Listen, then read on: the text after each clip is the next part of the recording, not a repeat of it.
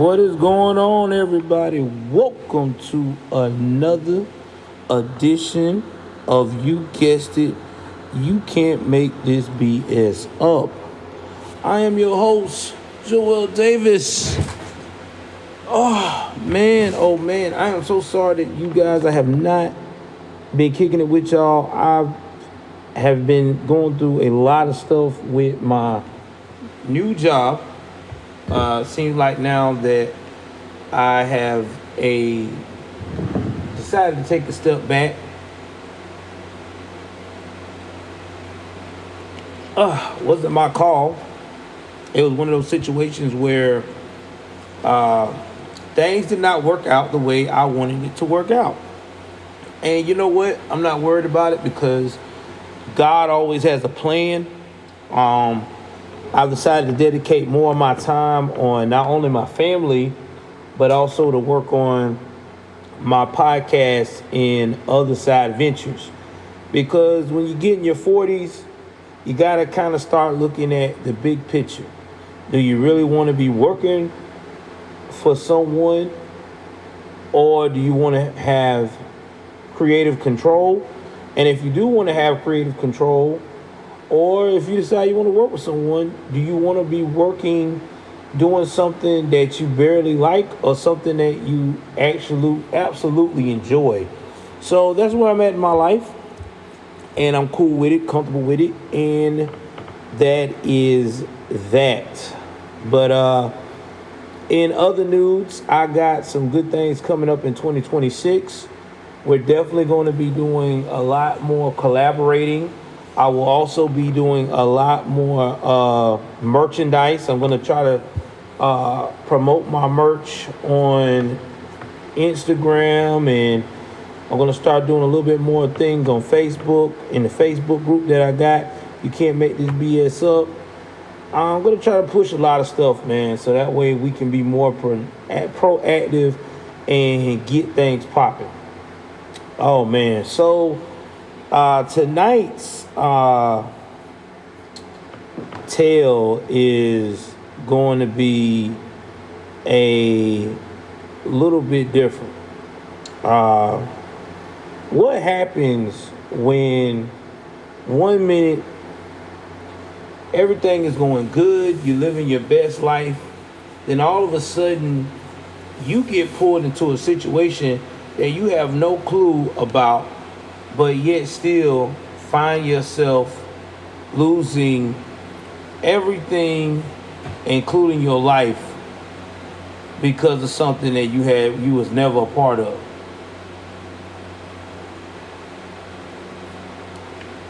This is the story of Alishah Pointer. It's a heartbreaking case coming from East Cleveland, Ohio. And we're going to go into depth of this senseless violence, this senseless betrayal, and how a community band together to get justice for this young lady. Again, this is going to be exploring violence, and there's also other brutal details. Please, listener discretion is advised as we go into graphic details of this crime. So, without further ado, let's jump into it. So, let's start with Alishah Pointer. Alishah was born on November 5th, 1999. Alishah was affectionately known as Tammy to many. She was a young woman. She was full of life and promise. She was described by her mother, Erica Pointer, as a beautiful inside and out, always seeing the good in people. She had a big, warm, and full laugh. She had a radiant smile that lit up the whole room. And dreams for her future, unfortunately, was tragically cut short. See, she shared a close bond with her twin sister, Aaliyah, and she was known for her loving and caring nature. So the events leading to Alishah's death, it kind of unfolded No, kind of, but did unfold on November 4th, 2021. It was the day before her 22nd birthday, and it all stemmed from a misguided quest for revenge. See, a group of individuals believe Aaliyah knew the whereabouts of someone that had shot at one of their friends. And they even felt like she probably had something to do with that friend's death. And they was on demon time. So these four people that decided to be on demon time: Hakeem Ali Shumo, who was then 34 at the time; Destiny Henderson, who was just 16 at the time, a juvenile; Nathaniel Pope, which is 26, and Portria Williams, 34. They drove out to a residence near Glenmont Road and Superior Road in East Cleveland. They was armed with the blicky.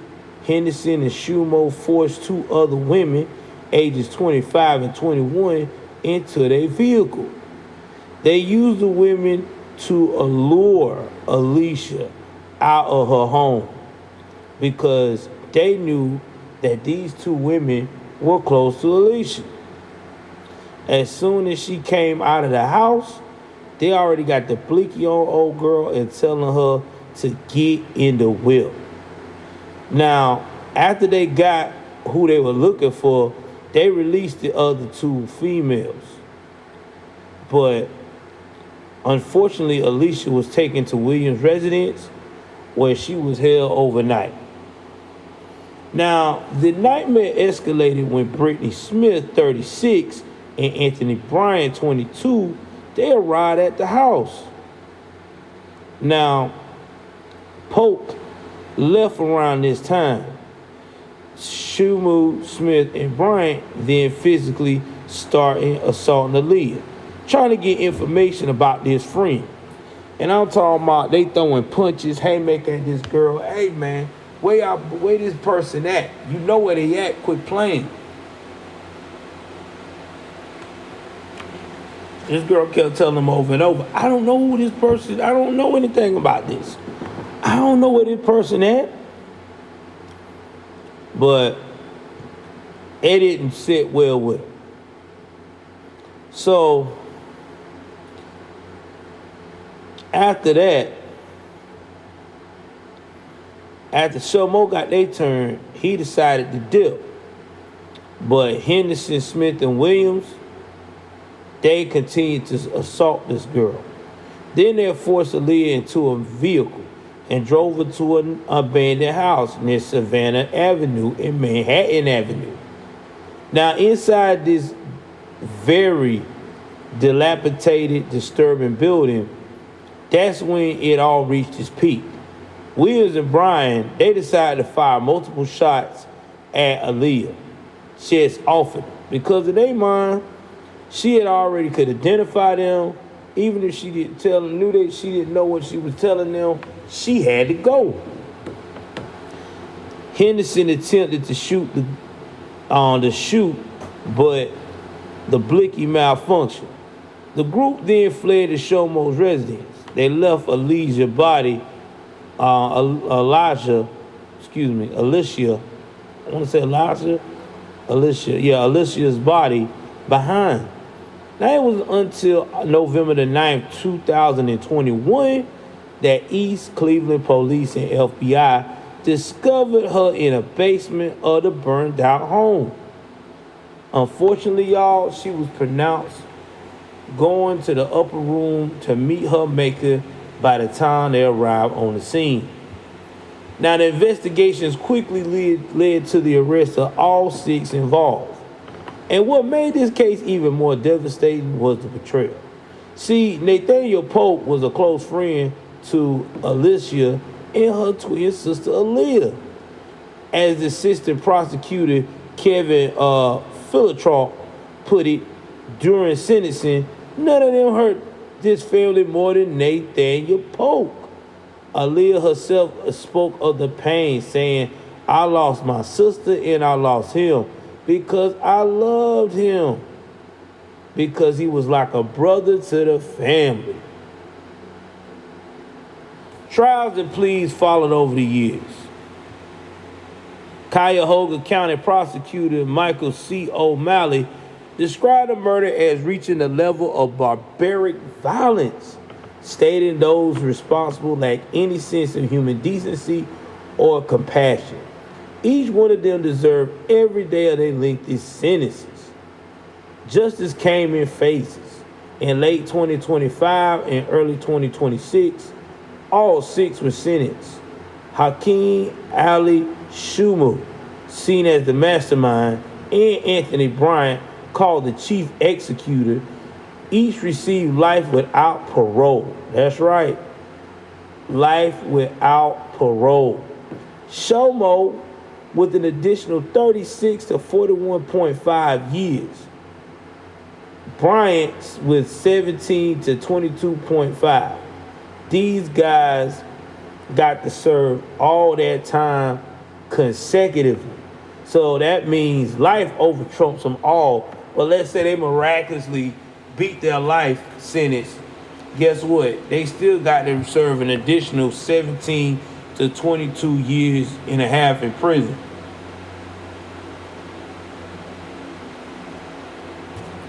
So yes, they'll never get out. They will leave that prison in a pine box. Brittany Smith got life with parole eligibility after 41 to 45 years. Now, y'all got to remember, Brittany Smith was the young one. I think she was the one we was talking about that was 16. And I want to make sure I'm right about that. Yeah, nope, she was not. Brittany Smith was a little bit older. I think she was 36. So think about that. 41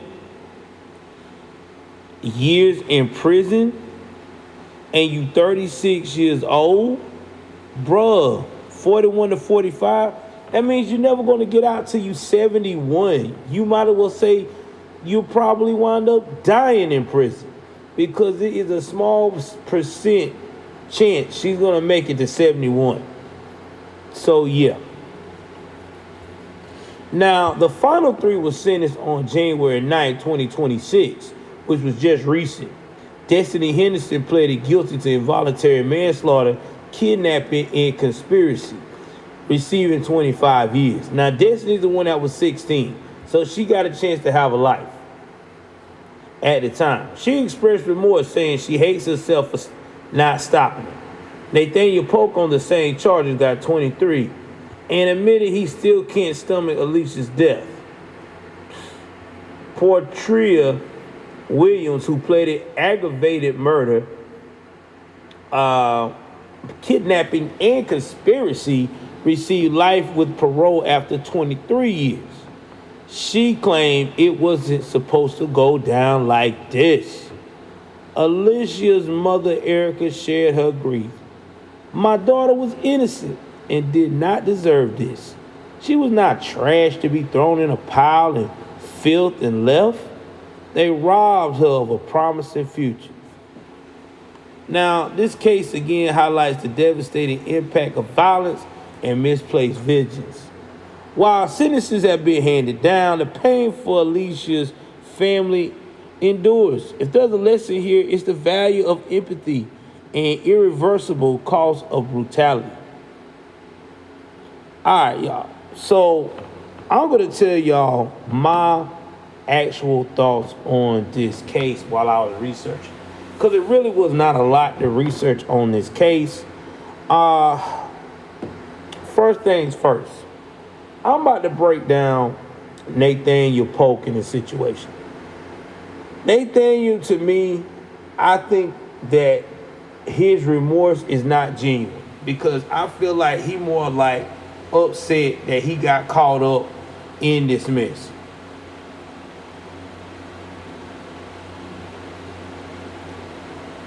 Because if all of them was already trying to run away from the scene after dumping her body, you was not trying to come back and do the right thing. You was not gonna try and say, hey, I'm gonna tell the family what I did and rewrite my wrongs.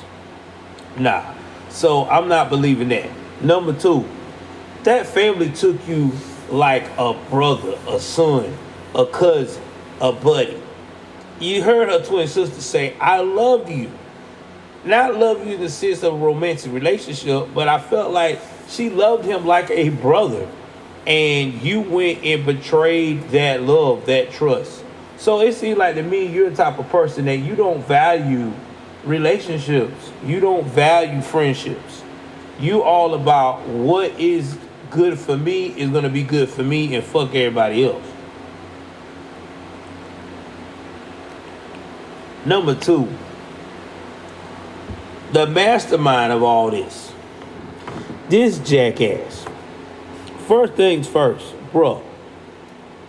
If you gonna go and take somebody like that and you trying to get information out of them and you are like wearing them out and they still telling you no, they don't know anything, 9 times out of 10, they don't know anything. Nobody is not gonna allow themselves, unless you trying to ask them about their child or their husband or their, brother or something like that in the immediate family, is just going to let you just wear them out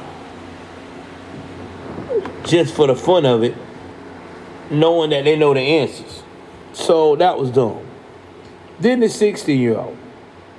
I don't even know why she even joined the ride. You are 16 years old. Why are you with these thugs?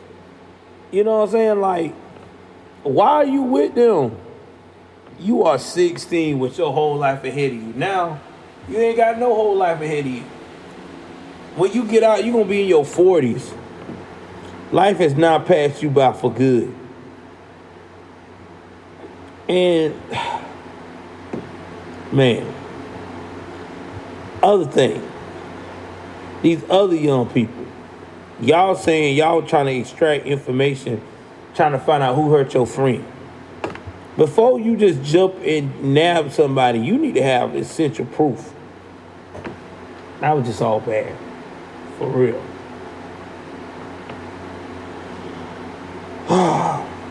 But anyway, rest in peace to the victim. This, like I said, rest in peace to Alishah Pointer. Nobody deserved to be treated like she did in death. I hope that you are in the arms of God, in the loving angels. I hope that you are looking down, smiling, satisfied with how your mother and the rest of your family fought for you to get justice. And I hope that you never be shy to come through and, anybody that knows her, don't be shy to just come through on my comments and tell me personally what you think about this young lady. And even if you don't know her or you was personally in the city when this went down, tell me how you felt about how people just blatantly taking this young girl's life, and a lot of it was supposed to be her family. Like, her best friend, her family friend was a part of it. It's deep, y'all. All right, before I get out of here, guys, listen, do me a favor. Please continue to support my content. If you see me on YouTube, check out the videos. Definitely go and support said videos. Put your 2 cents in. Tell me what you think about the video, what we need to improve on.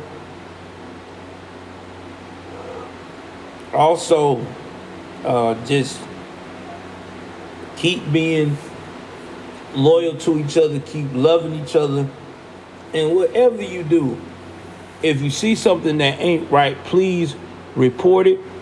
Also, you want to support the channel, continue to look at my Cash App that's going to be in my description, or my Venmo. Hey, if you want to donate $1 or you want to donate 250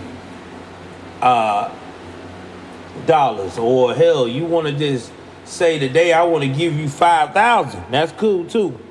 Just donate to it, man. It's all going right back to streaming and taking care of business and giving you great content. That's all for now. Y'all know what it is. I'm out.